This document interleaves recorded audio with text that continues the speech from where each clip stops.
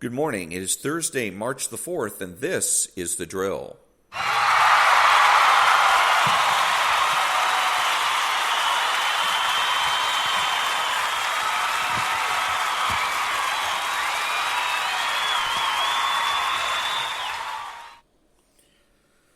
Good morning. Thank you very much. And the daily declaration for spiritual warfare. You will pursue your enemies and overtake them.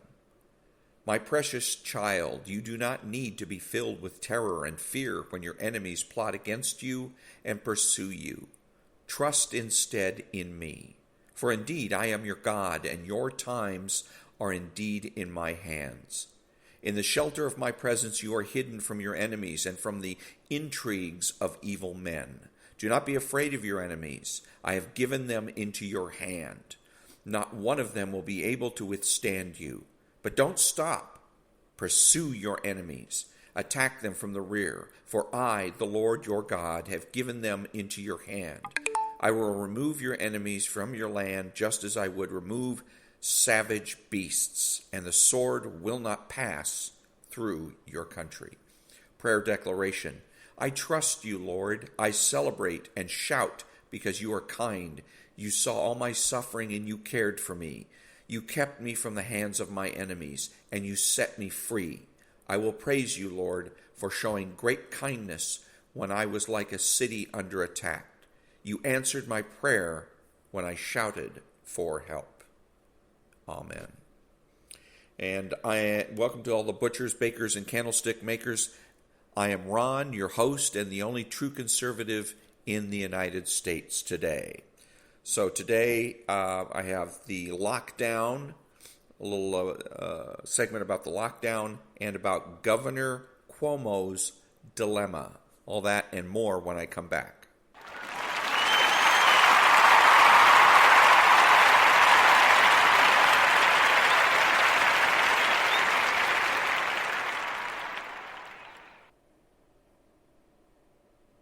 So listening to Dennis Prager and his guest host talking about the lockdown and about how in effect the American people are being punished for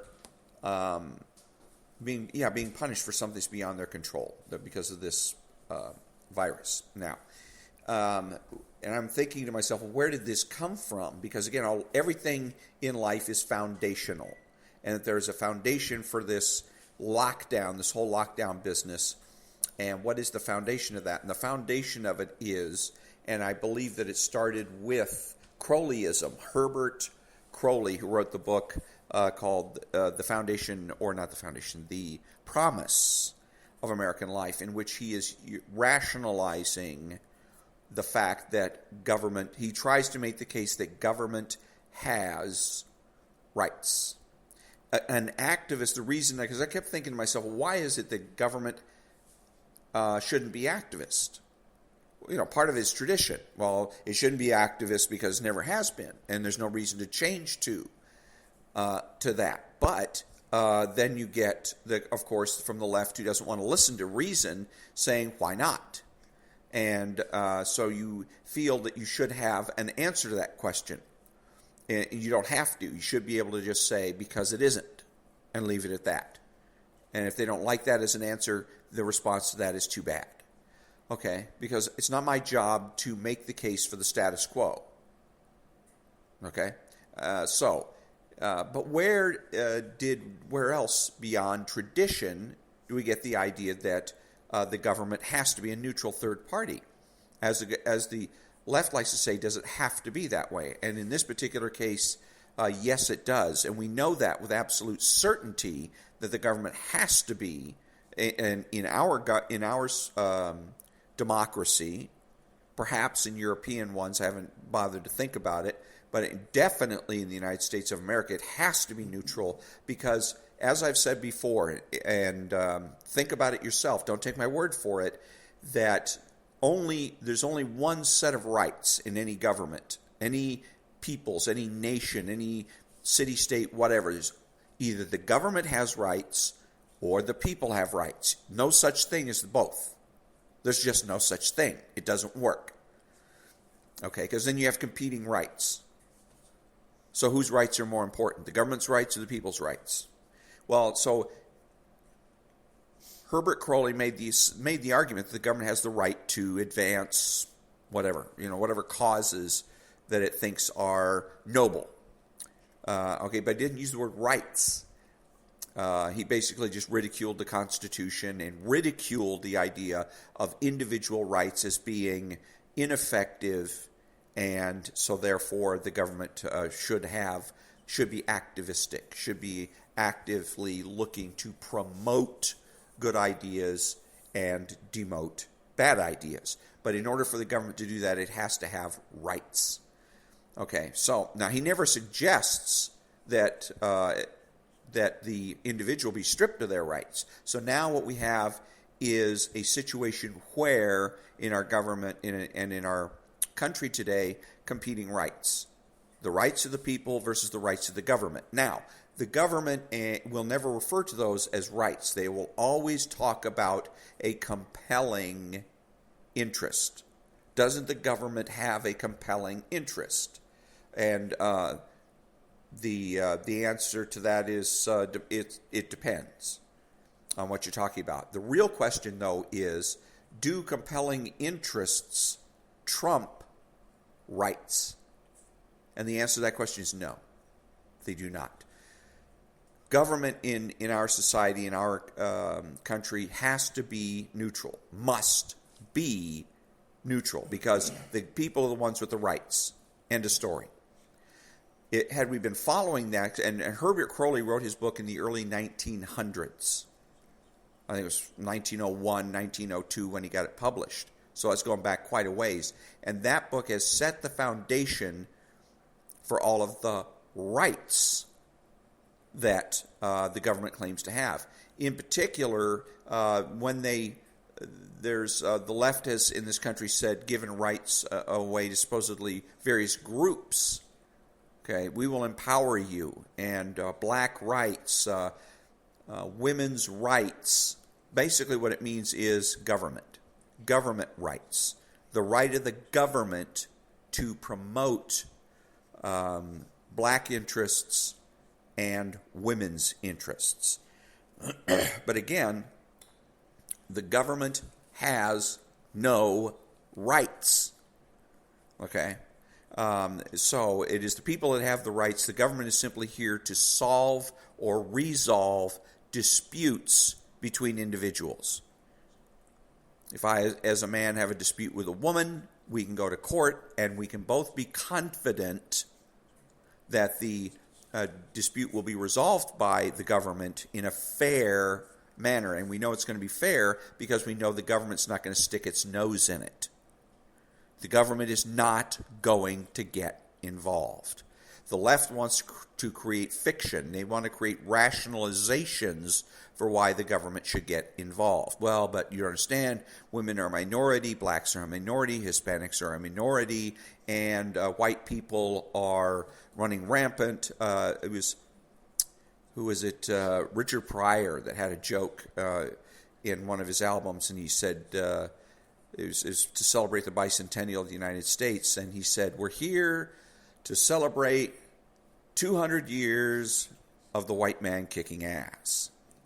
And so even if that's the case, there is still a way to make changes. If you, as a black person, as a woman, whatever, decide that it's no good the way things are and they need to change, there's a method for doing that. The Constitution of the United States was written on parchment, not in stone. Okay, there's ways to amend the Constitution. You go to your congresspeople and you petition them for a constitutional amendment. Now, there was one time where there was something called the Equal Rights Amendment, and it was supposed to be for women, and it was going to be an amendment to the Constitution. And it was offered up. It went through both houses of Congress, and it was put up to the states to be ratified, and the states refused to do it. Nobody was interested in it. But the point is, I can respect that. If you're a feminist and you believe honest to God believe that there's something called male hegemony, and that men's main mission in life is to oppress women, and that the only way to solve that problem is through government in some way, shape, or form, and you do it the proper way. You go out to get a constitutional amendment to that effect. I can respect that. That's fine. I'm voting against it because there is no such thing as male hegemony. History is replete with examples of dominant women.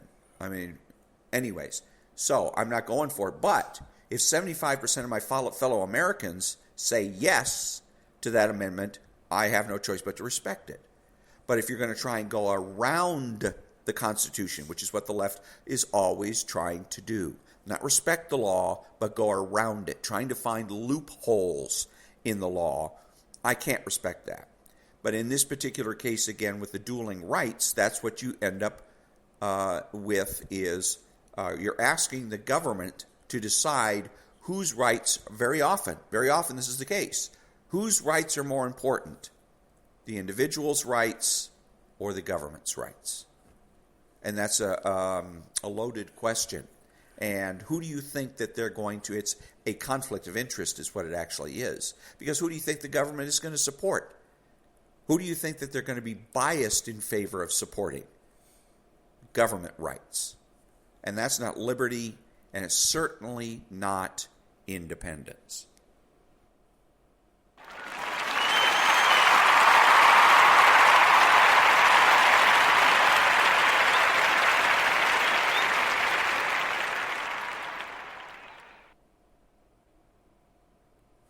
Listening to a press conference by Governor Cuomo, and he was saying about pictures, and apparently there's some pictures of him doing things that might be considered, I don't know what they're supposed to represent. Maybe it's supposed to buttress the arguments that he's a serial sexual harasser. But anyways, he is in a very subtle and very nuanced way trying to discount that evidence, by saying, well, you can find no doubt hundreds of pictures of like that of me in that particular position or pose, that expression with lots of people, women, men, children. So here's what he's trying to do: is he's giving a message that there's nothing wrong with what I did. It's something I do with everybody. It's not sexual harassment because it's not sexual in nature. So, but the interesting thing I thought I flashed on was the tough position that he's in, because he's a Democrat, because he's a socialist Democrat. He's a Democrat socialist, and so he struggles with this situation because more is expected of him. If he was Republican, less is expected of him. So he has a little bit more leeway, shall we say, in terms of denying. Because right now, how does he defend himself? He has women that are accusing him of sexual harassment. He has been outspoken in support of the victims of sexual harassment. He's been outspoken in his support of believing women, mainly obviously for political purposes. Because if he had stopped and thought about it, he wouldn't have supported that, the believing thing. I'll get to more on that in a second. But anyway, so more is expected of him because he's a Democrat. He's a left-wing Democrat. He expects to get support in money and votes from feminist organizations. So it's a very delicate balance. He can't come out and say, well, yeah, as a matter of fact, I am what I'm accused of being, because then he's going to be forced to step down, get out of office. He doesn't want to do that. But at the same time, to defend himself means having to discount the testimony of at least two, possibly three women.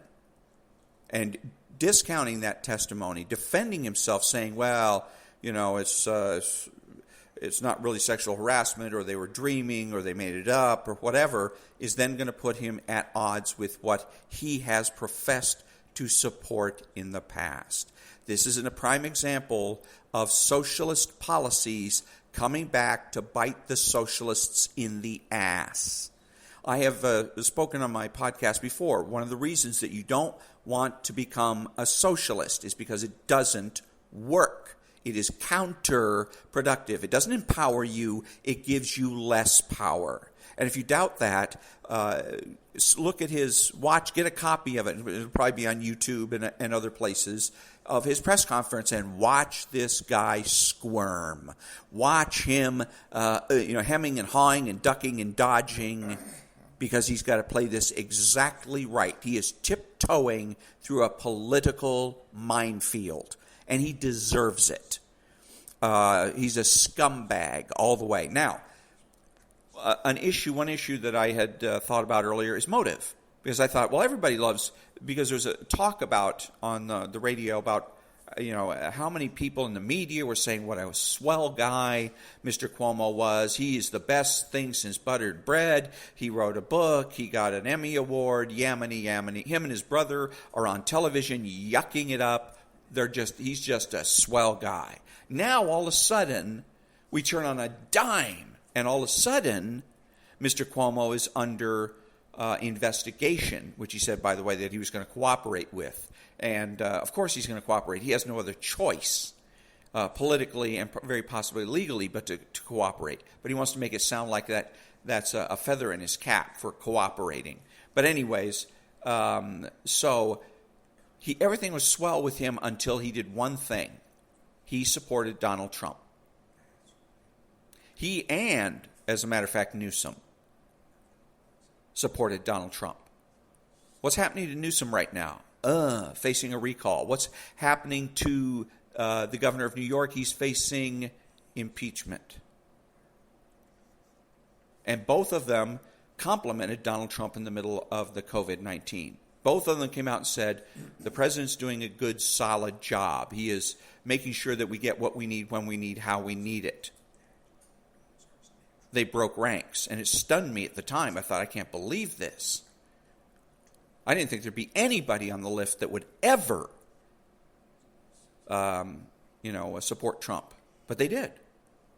See, this is a lot. You see a pattern. You start to see a pattern develop where, for instance, the talk show host, Ellen DeGeneres, she's seen in a box with George W. Bush, who's also considered an enemy of the left primarily because they're just nuts. They're insane. Okay, so they arbitrarily decide that George W. Bush is the enemy. Ellen DeGeneres is supposed to be one of their heroes. Okay, so she's put under pressure, and the pressure is to denounce him, to say, I apologize. I shouldn't have sat with him. But Ellen DeGeneres is not a kook. She's not a nut. Unfortunately, like a lot of the people that happen to be her fans or just even political operatives who are nuts. Okay, so she says, no, sorry, I'm not going to apologize for sitting with George W. Bush. I get to decide who my friends are. Nobody decides that for me. 6 months later, she's coming under fire for being a terrible boss. If they could have gotten away with charging her with sexual harassment, they would have. But they turned on her. And I believe that's exactly what's happening to Cuomo. I think that's exactly what's happening to the governor of the state of California, is the left is turning on both of them for providing psychological support, if nothing else, to their arch enemy, Donald J. Trump.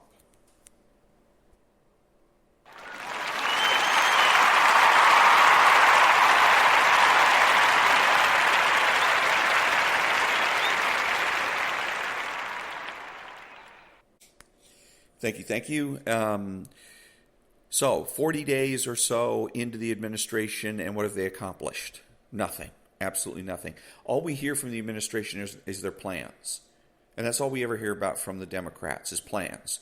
They planned to take everything off the table. They plan to stack the court. They plan to do this. They plan to do that. They're going to open the borders. They're going to they have all kinds of ambitious plans. But none of those plans come to fruition. For instance, look at the border. They were going to open the border, and we're going to have all the unhappy people from around the world come to the United States to make us equally unhappy. But yesterday, apparently, the old Joe Mama administration went ahead and told people, no, don't come.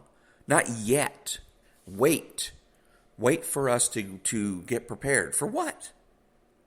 How tough is it to just simply open the borders?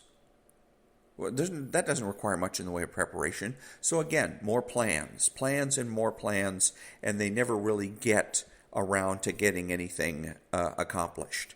And again, they only have a year. A year from now, campaigning starts in earnest. All the people that are running to get their seats, in the House in particular, are going to be campaigning. They're not going to be in Congress taking votes. There's no time for that. They can't vote and campaign at the same time. So this time next year, they're going to be all jammed up. So they've got until January to get things done, and they're getting nowhere. 40 days into it, nothing has happened.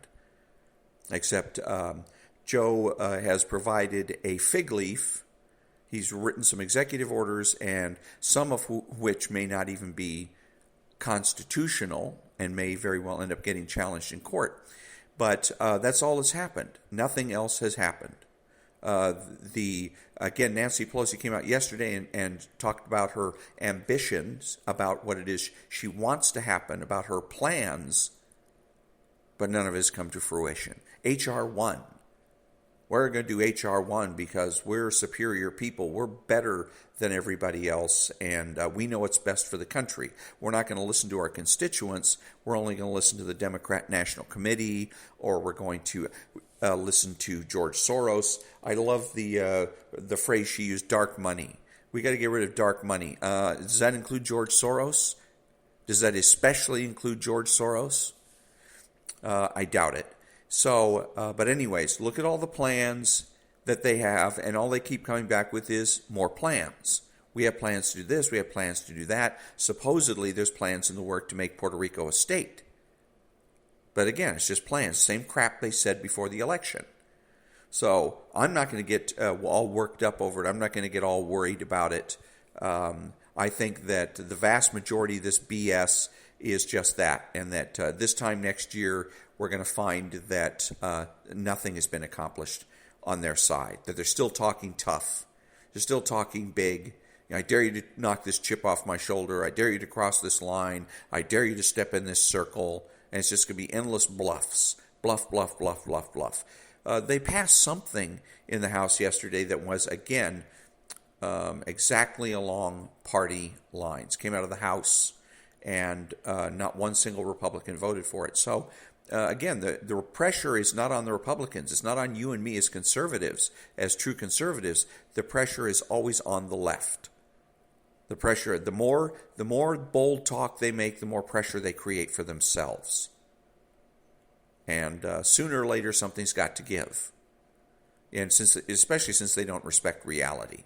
They don't acknowledge reality, so that means sooner or later they're going to have to... It's going to be on them. They're going to have to come up with the explanations. They're going to start with ambitions. They're going to start with plans, and they're going to end up with excuses. Why this didn't get done, why that didn't get done, and having to explain to other people why mere attitude didn't prevail. Because that's one of the themes on the left is that life is just a matter of attitude. As long as you have a good attitude, you'll win. And so... here they are with their good attitude. Now they're in a put up or shut up situation.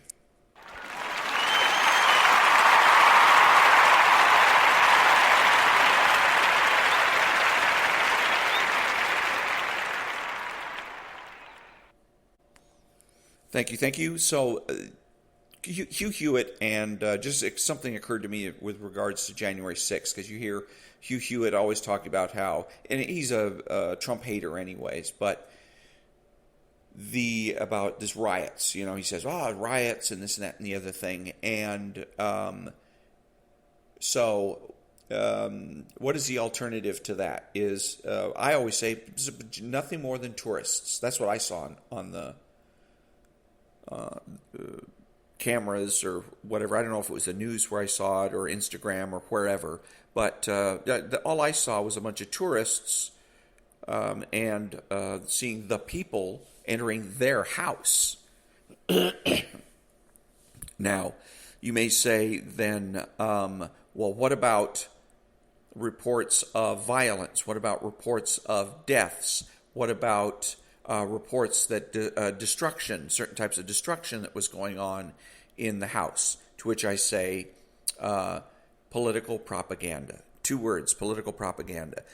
Hugh Hewitt, in order to believe Hugh Hewitt and find his arguments credible, you have to be credulous enough to believe that at a political event, i.e. a rally, that it was devoid of politics and political propaganda.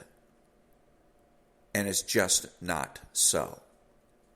Like I said, it's incredible to try to believe that. So political propaganda from the right and political propaganda from the left. So from that standpoint, the question is not one of fairness or even accuracy, but one of loyalty. To whom, I should say, are you going to be loyal?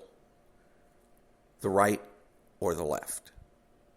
Also, with environmental science, I've said that environmental sciences are best based on skepticism, which it is. It's all based on a contradiction, and it's the idea is to make people superstitious, to believe that if I do this or if I sneeze, I might cause an avalanche in some part of the world, right? That's the whole idea of what's called chaos theory, and really it's just. But anyways, so I got to believe that if I sneeze, there's going to be an avalanche somewhere else in the world. Deterministic force. Nothing happens by free will. Everything is forced upon people. Also, what happens with environmental science is at the heart of a lot of it, especially the greenhouse gas theory and the abuse of the greenhouse gas theory by the left, is that you have to believe that human beings are extraterrestrial. The way we got to where we are now environmentally is by accepting a notion. It was slipped into the conversation 40, 50 years ago. Okay, when they were all on about natural, the hippies, about what's natural. Okay, versus what's man-made. Well, again, unless human beings were fleeing the planet Krypton and came here in a spaceship, we are as natural as anything else on Earth. We're as natural as the dirt. We are as natural as the mountains, the sea, the dolphins, the whales, the baby seals. We are natural. So that it's a false dichotomy. So anytime that you're dealing with somebody that's talking about the environment, that's a good place. It's the key weakness. And you find a way to attack their arguments by making sure that they understand that human beings are as natural as any other animal or plant life on Earth. That there is no dichotomy. And once you can do that, their whole arguments for global warming or any other type, or even the Protect the Species Act, I forget what exactly that was called, even those fall apart. So remember that we're looking at, with environmental science, they're perpetrating a fraud at the heart of it, that there is natural and then there is man-made. And it's a fraud that we have bought into for 50 years. We conservatives, actually human beings around the world, whether you're conservative or not, then we've been buying into that. And as long as we buy into it, we can't win. There's no way to win on those arguments. Okay? And it's like with looking at abortion as an issue of power. As long as we look at it as an issue of power, conservatives can't win. When we look at it as an issue of right and wrong, of morality, we can't lose. And the same thing goes with the environment. When we look at this and say we're as much a part of the earth as anything else, and we therefore have a right to be here, and we have a right to do what we need to do. How do we handle issues of pollution? Lawsuits. That's the way we usually handle it anyways. But you and I, if my airspace gets polluted, whether it's by my neighbor's next door neighbor's barbecue or from automobile exhaust, my property extends not only with mineral rights all the way to the center of the earth, but it extends the airspace above it all the way to infinity.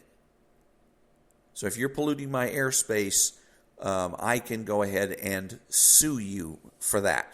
That's the way you would handle it.